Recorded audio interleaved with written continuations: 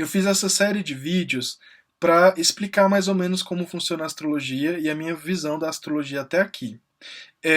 Se você se interessa por ela, assiste na ordem os vídeos, tá? Um depois do outro, porque aí você vai entender como uma construção de conhecimento mesmo, tá bom?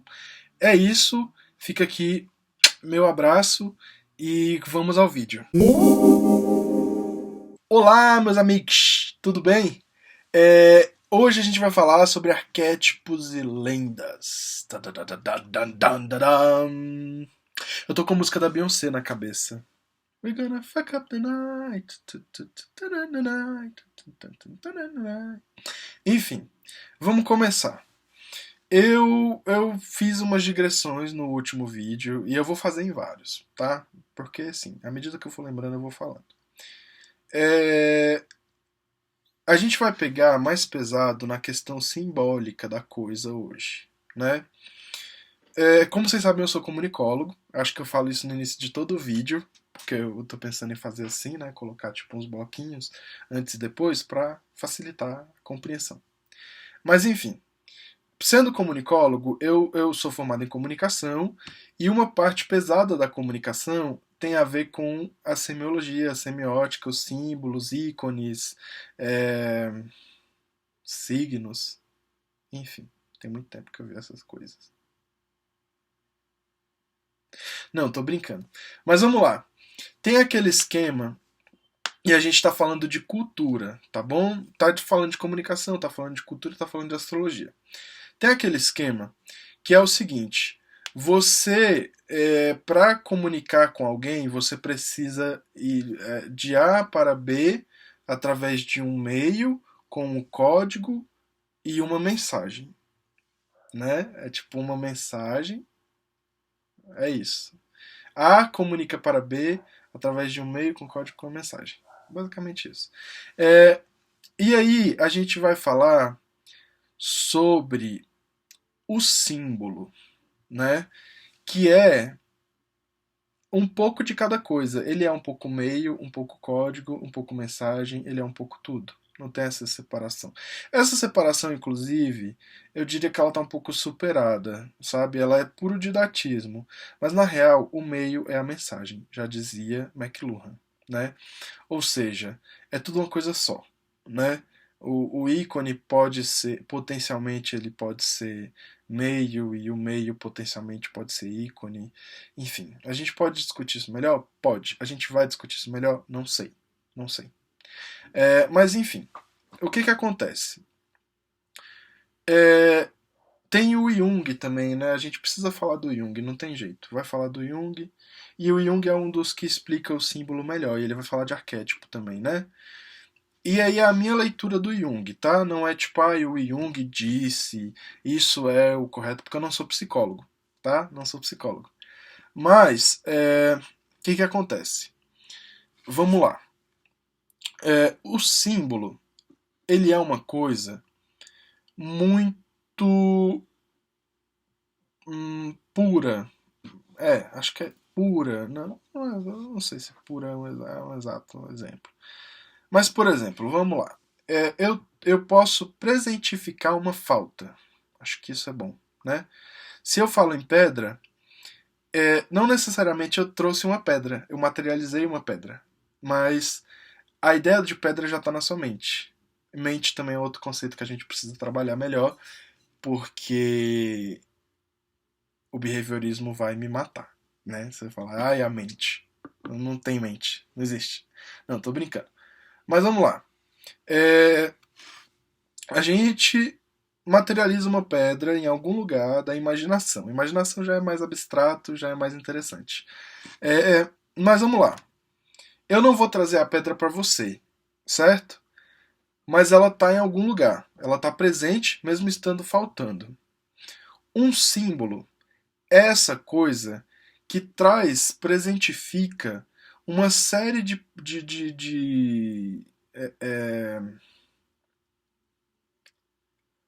uma série de princípios naturais, princípios Naturais no sentido de da natureza, instintivos, né? Princípios mesmo.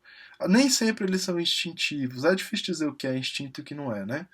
Mas enfim, são princípios. Ele vai presentificar um princípio. Então, por exemplo, uma placa de pare é um símbolo muito forte. Se você mete uma placa de pare assim, pá, pare, vermelho, né? Com aquele octógono bonitinho, você sabe que tem que parar. É automático. Aquilo ali entra em você e você entende de uma forma perfeita. Mas o símbolo ele é mais do que isso. Ele por exemplo, uma cruz. A gente entra numa sala e não tem nada ali naquela sala. Tem, sei lá, uma televisão, um sofá, parará. Mas aí você mete uma cruz ali, você coloca, pá, uma cruz na parede. Isso muda muita coisa, porque a partir do fato de que tem uma cruz ali, a cruz é um símbolo, né? Você vai ter uma postura diferente, você vai ter uma impressão diferente, você vai ter uma sensação diferente, tem a questão estética da coisa, né? Etc, etc, etc.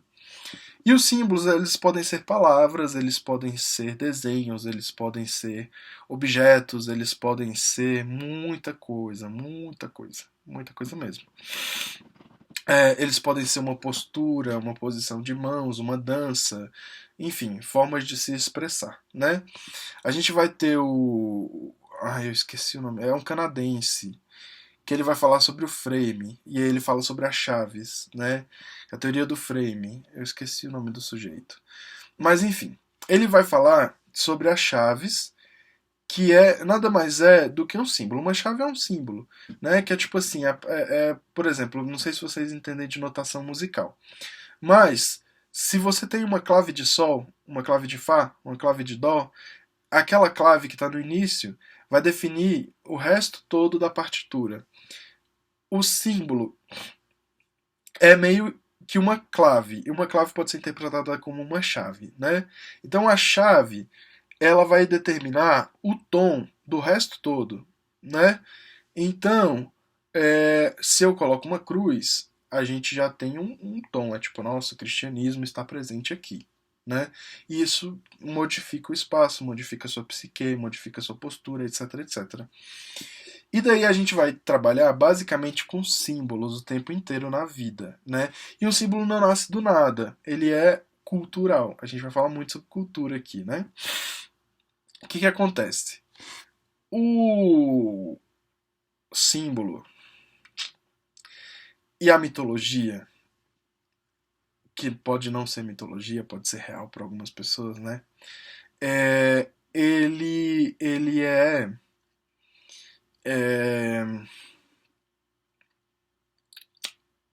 Como é que eu posso explicar isso para vocês? Ele é construído de uma forma que uma comunidade participa dessa construção. Então, um culto a um Deus, ele não nasce de uma maneira aleatória, né? Se você for lá na mitologia, se você voltar à mitologia grega, eu estou usando o termo mitologia grega só porque é didático, tá? Mas enfim, a gente sabe que tem questões relacionadas a isso. Vem nos comentários, vem mandando probleminha. Enfim, que acontece? Digamos que exista um princípio da natureza ou um princípio da psique humana que seja o de destruição. As pessoas querem destruir as coisas. A natureza destrói as coisas, né? Um terremoto destrói as coisas. E aí as pessoas falam, isso é obra de um deus, né? Esse terremoto foi obra de um deus. Ou essa pessoa está furiosa, isso é influência de um deus, né? Então, o que a gente vai fazer? A gente vai cultuar esse deus, para ele poder dar os benefícios dele, as graças dele, ou para ele não destruir as nossas coisas, né? Enfim, cada pessoa tem um motivo para cultuar um deus, né? E os motivos são dos mais diversos. E aí, o que acontece? A gente vai entrar nessa coisa de cultuar o Deus, mas não vai ser sozinho. Vai ser uma comunidade, vão ser várias pessoas. E daí começam a nascer as histórias sobre aquele Deus, e as histórias sobre aquele Deus que é tipo assim, teve o terremoto ali, porque fulano de tal, o Deus pipipipopopó, ele tava com raiva, aconteceu tal coisa, ele brigou com a deusa e tal, lá, e aí vai nascendo. Vai nascendo, vai nascendo, vai nascendo. Passam milênios, aquilo ali se consolidou na psique humana, aquilo ali virou uma forma de explicar a natureza e a psique humana maravilhosa. Só que é uma forma lúdica, né? E o que não é lúdico, meus amigos? O que não é abstração? Tudo é abstração, né?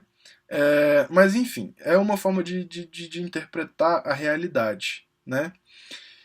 E aí você precisa entender o que está por trás desse símbolo, que é o princípio daquele símbolo, para entender como ele funciona.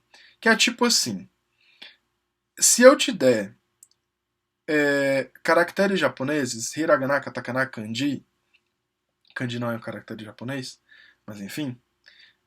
Mas se eu te der caracteres japoneses, você não vai entender, ou talvez entenda, vai que você fala japonês. Mas eu tô pressupondo que você não fala japonês. Você não vai entender de cara o que aquilo ali é, ou o que aquilo ali significa, ou o que aquilo ali simboliza, né? Mas, se eu te der a chave da compreensão, que é te dizer, olha, esse símbolo aqui, ele é o A, ele está relacionado com o fonema A. Então, esse símbolo vai remeter ao A. Quando você olhar para esse símbolo, você vai pensar A, A, A, A, A. Entendeu? Então fica mais. Tirou, pegou a chave da coisa, tirou aquele véu que estava cobrindo, né? Caíram escamas dos seus olhos, para usar uma expressão que eu adoro. E você começou a entender. E aí o que acontece? Se você começar a estudar japonês e for pegando mais chaves e entendendo melhor aquilo ali, vai chegar uma hora que você vai juntar o A com o E, o I, o O, o U, o K, que é Kikoku, Sa, Se, Shi, Sosu, Ta, Te, Tsu, Te, To. Enfim, vai lembrar, né? E vai falar, eu falo japonês. E aí eu vou te dar um texto e você vai, caramba, eu tô entendendo tudo que tá dizendo aqui, né? E é basicamente assim que funcionam os símbolos, as lendas e a mitologia. E as histórias no geral, né? Tipo fábulas e coisas do gênero. Você começa a entender quais são os princípios que estão por trás daquela história, daquele personagem, daquela estrutura.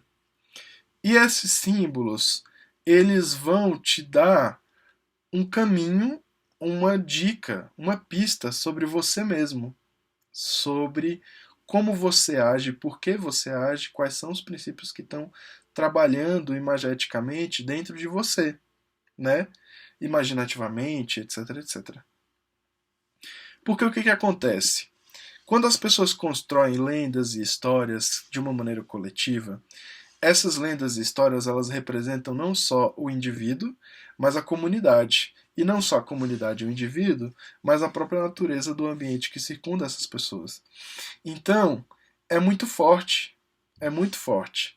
É tipo assim, gente, inverno, pá, uma tela branca, e frio, inóspito, nocivo, né? Isso causa uma postura diferente das pessoas em relação ao ambiente. Então, as pessoas vão lá e colocam pinheiros no inverno, que é tipo, tá aqui o pinheiro, inverno, chegou. Se eu trouxer um pinheiro para um ambiente que não é invernal, mas e não é à toa, porque o pinheiro só dá folha no inverno, né? Mas enfim, eu acho que só dá folha no inverno, mas ele continua verde durante o inverno. O que acontece? Se eu trouxer uma das poucas árvores que continuam verdes durante o inverno, se eu trouxer um pinheiro para esse ambiente, ele ainda vai simbolizar inverno. E uma pessoa que está acostumada com essa cultura, onde o inverno existe, onde o pinheiro existe, onde ele simboliza o inverno, ela vai se sentir. Talvez ela até sinta frio, mas ela vai entender, ela vai lembrar do inverno. Entendeu? É basicamente isso. Então, aí daí a gente tem os arquétipos, que já é uma coisa um pouco mais complexa. Mas o arquétipo é um princípio que age sobre determinado personagem. Determinado personagem já é um arquétipo, né? Então existem arquétipos. Tem o arquétipo do herói, tem o arquétipo da bruxa, o arquétipo da mãe, o arquétipo do pai, que são princípios que estão agindo sobre todos, são símbolos que agem sobre todos, né? E que são muito puros mesmo, né? Então, por exemplo, mesmo que você seja órfão, você sabe que é uma mãe. Porque é uma coisa meio que talvez você testemunhe a mãe, o arquétipo da mãe, como uma falta, né? E bem, eu acho que já deu para entender, né? Já falei muita coisa aqui.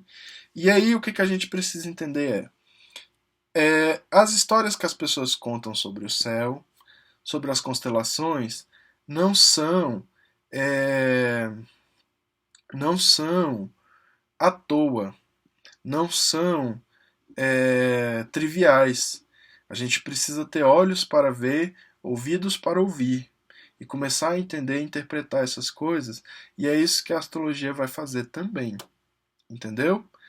É, Eu acho que dava para ter sido um pouco mais pesado, falar um pouco mais, mas a gente já tá com um quarto de hora já no vídeo e eu tô me sentindo um pouco cansadinho. Então, o que que eu vou fazer? Eu vou encher minha garrafinha, vou acabar o vídeo por aqui, vou esperar para ver se vocês comentam mais e falam: "Nossa, que assunto interessante, eu fiquei com essa dúvida". E aí eu posso fazer outro vídeo falando sobre isso, tá? No final da série a gente vai retomando as coisas que não foram ditas, né? E, e é isso. Acho que por aqui já deu para entender muita coisa. Se ficar dúvidas, a gente vai trabalhando com elas, né? É, é isso. Beijos. Tchau, amigos. Oi, você gostou desse vídeo? Se você gostou, se inscreve no canal, dá o seu joinha, comenta, compartilha o vídeo, ativa o sininho para você ficar sabendo de mais vídeos que a gente lançar. E obrigado por ter visto até aqui, tá bom? Beijo!